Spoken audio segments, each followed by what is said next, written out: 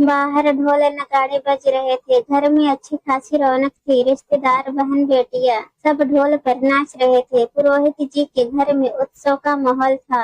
आज पूरे 5 साल बाद जाकर इस घर में नन्ही किलकारियां गूंजी थी, वो भी एक नहीं दो। घर की बहू सुनंदा ने जुड़वा बच्चों को जन्म दिया था। पुरोहित जी का इस कॉलोनी में बड़ा नाम था। पैसा नहीं था पर इज्जत बहुत थी। मंदिर में पूजा पाठ करने का काम करते थे। पुरोहित जी के घर में उनकी पत्नी दामिनी जी, बेटा गोकुल और उसकी पत्नी सुनंदा और 2 बेटियां मंदाकिनी और वृंदा थी, जिनकी शादी हो चुकी थी। दोनों बेटियों की शादी धनाच्य परिवार में हुई थी। पुरोहित जी बहुत सीधे साधे इंसान थे। घर की पूरी बागडोर उनकी पत्नी दामिनी के हाथ में थी, जो स्वभाव की थोड़ी तेज थी। वहीं बेटा गोकुल रिक्शा चलाकर अपना जीवन यापन करता था। स्थिति बदतर तो नहीं, पर हाँ इतनी अच्छी भी नहीं थी। गोकुल से सुनंदा की शादी हुए 5 साल हो चुकी थी। दोनों ही पति पत्नी नन्ही किलकारियां सुनने के लिए तरस गए थे।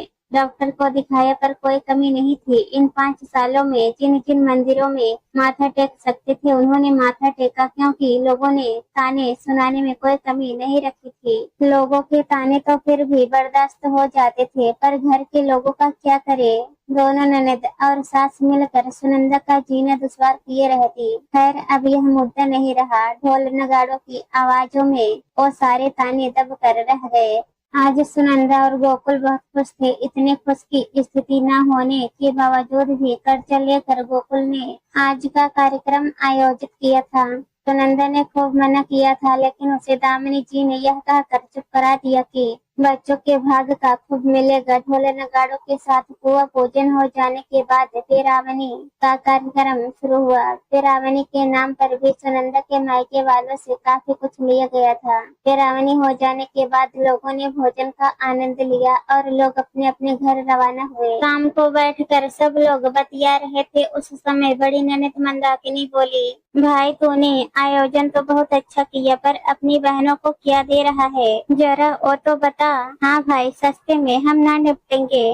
काफी सालों बाद तुम्हारे घर में खुशियाँ आई है, हम तो भर भर कर ले जाएंगे। छोटी नंद वृंदा ने भी कहा, हाँ हमें तो अभी दे दे सबके सामने, बाद में तुम कर गया तो। सुनकर हंसता हुआ गोकुल अंदर कमरे में गया और वहाँ से दोनों बहनों की विदाई लेता हुआ आया। दोनों के लिए 4-4 साड़ियाँ, उनके पतियों के लिए पैंट शर्ट के कपड़े, बहन और जीजा दोनों के कपड़ों पर 2100 रुपए रख कर ले आया। ये देख कर ही दोनों बहनें बिखर गई। अरे भाई, क्या सस्ते में निपटा रहा है हमें, क्या समझ रखा है हम लोगों को। हमारे ससुराल में ले जाकर ये सब दिखाएंगे तो वो लोग हमारी हंसी करेंगे। कम से कम सोने की चीज तो रख। इतने सालों बाद खुशी आई है तुम्हारे घर में, वो भी एक साथ दो। दोनों कंजूस पति पत्नी सस्ते में निपटाना चाहते हो। दोनों की बात सुनकर गोकुल ने कहा, अरे दीदी मजाक मत करो, आपको पता है ना सोने के भाव क्या हो रहे हैं। मेरी इतनी हैसियत नहीं है कि मैं तुम्हें सोने के कोई चीज दूं। जब हैसियत नहीं थी तो इतना बड़ा प्रोग्राम करने की क्या जरूरत थी। इसके लिए तो तेरे पास पैसा आ गया। अभी तेरी बीवी पर खर्च करने के लिए भी तेरे पास पैसे आ गए, जो उसके लिए काजू बादाम लेकर आया है,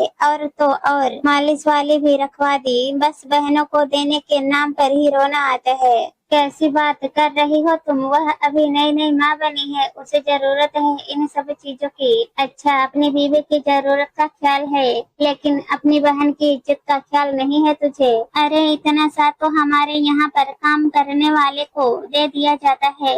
अरे ये छोटी तो कल अपने ससुराल जाएगी, पर अभी तेरे जीजा जी मुझे लेने आ रहे हैं। मैं ससुराल जाकर क्या मुँह दिखाऊंगी। माहौल बिगड़ता देख कर दामिनी जी बोली, अरे तुम लोग लड़ो मत, मैं देखती हूँ क्या कर सकते हैं। वो वहाँ से उठकर गोकुल के कमरे में चली गई और सुनंदा से बोली, बहू तेरे पास से कोई सोने चांदी की चीज तेरी बड़ी ननद को दे दे। इतने शुभ अवसर पर इनको क्या नाराज करना। पर माँ जी, मेरे पास तो ऐसा कुछ भी नहीं है। थोड़ी देर दामिनी जी चुप रही, फिर बोली, बहू तेरे कानों में जो सोने के झुमके हैं इन्हें खोल कर अपनी ननद को दे दे। पर माँ जी, मेरे पास तो ले दे कर यही कान के झुमके हैं, अगर वो भी जीजी को दे दिए तो मैं क्या पहनूंगी। बहू अपने घर की भी इज्जत है, तुझे इनके भाग का और मिलेगा। बड़े जमाई जी आने वाले हैं, फिलहाल तेरे झुमके ही दे दे। आंखों में आंसू लिए सुनंदा ने चुपचाप अपने कानों के झुमके खोल कर दे दिए, जिसे लाकर दामिनी जी ने अपनी बड़ी बेटी को दे दिए, जिसे देखते ही छोटी बेटी बोली,